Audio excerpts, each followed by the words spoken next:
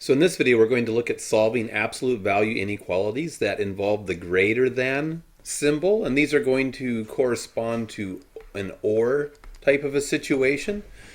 So we saw in the previous video that we have 5 cases to look at. We've already looked at the first 3 cases. So the final 2 cases to look at here are the situations where we have the absolute value of an expression being greater than or greater than and equal to some positive real number. And when we get this type of situation, we're always going to need to express it, well, not always, but 99% of the time, we're going to need to express it with an or connector, or that union symbol, where we're going to have usually 2 distinct line intervals describing the solution situation. So we're going to take a look at the setup for these and try to figure out why that's the case.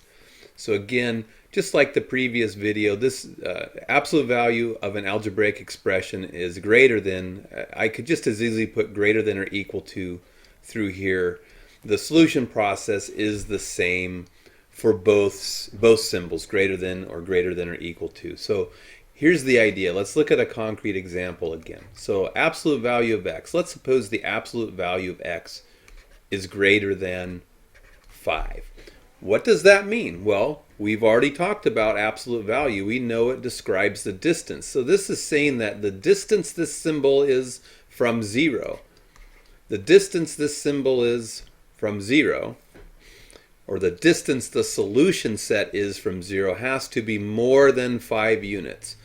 So if I look at establishing 5 as a boundary, and because I don't have the equal to symbol, putting an open circle on it, what I want to recognize is that to be further than 5 units away from 0, I have to be moving towards infinity on the real number line. In other words, numbers out here past 5 will be further than 5 units away from 0.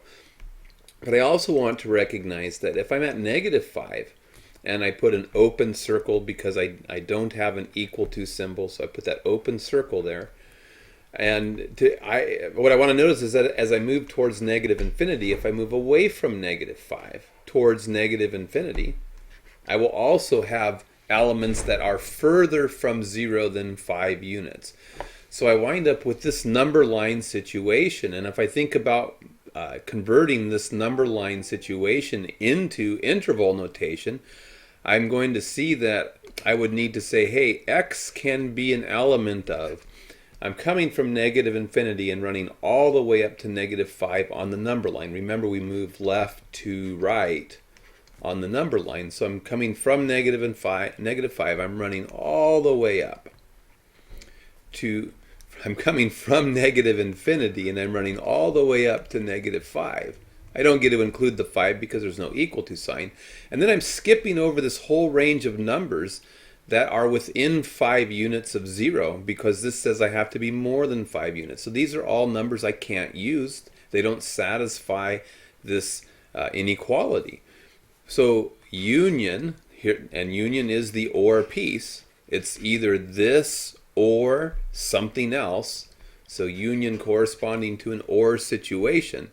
And then at 5, I see anything past 5 moving towards infinity is going to be further than 5 units away from 0 on the number line. So I get these 2 disjoint sets. It's impossible to be both of these things at the same time. If I do an abstract setting where I say, hey, A has to be greater than, let's say greater than or equal to K, my expression has to be greater than K. That means that I have to be further from 0 than K. I have to be further away from 0 than K is. So this time I put an equal to symbol, so the only thing would change, I would put a solid dot there. So to be further away from 0 than K, to be greater than K, I'd have K units from 0, I'd have to be out this direction. But opposite of K, if I put my solid dot there, if I move towards negative infinity, I will also be more than K units away from 0, because opposite of K and K are both exactly 5 units away from 0. So again, in interval notation, I would wind up with x being an or my algebraic expression in this case, my algebraic expression would need to live from negative infinity running up to the opposite of k, or starting at k and running out towards infinity. The key is that I can break it into two statements, but I have to connect the two statements with the word or, and I can't compact this into a three-part inequality the way I could with the less than symbol. So let's walk through the solution process. So rewrite the problem.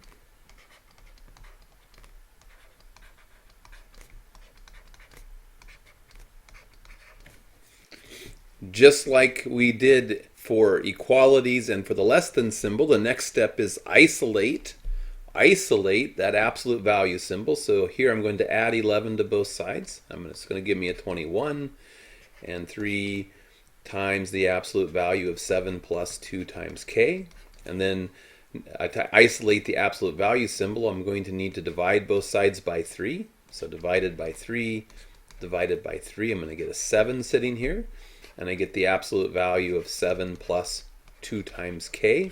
Has to be bigger than 7. So interpreting this with a number line, that would be telling me, hey, if there's a 7 here and the negative 7 sitting here, those are my boundaries. I don't get to include them. And to be further than 7 units away from 0, I have to be off in this direction, or I have to be off in this direction. I can't use an and statement because I can't be both of these things at once. I can't be bigger than 7 and less than negative 7 at the same time. So I need to break this into two statements, and I have to do it this way. This is what I'm going to be looking for on those homeworks. You come here and you say, hey, either 7 plus 2k is below negative 7. 7 plus 2k has to be less than, right? Has to live out this direction. 7 plus 2k needs to live out this way, or 7 plus 2k to be further than 7 units away from 0. 7 plus 2k has to be greater than 7 or above 7 on the number line. So it's going to need to be one of these two things. And once I get my two statements, I solve each one independently. So here I'm going to try to get the k by itself. So I'm going to subtract 7 from both sides. So minus 7 more is a negative 14, and then divide both sides by 2. I get k has to be less than negative 7, or walk this one through, subtract 7 from both sides, divide both sides by 2.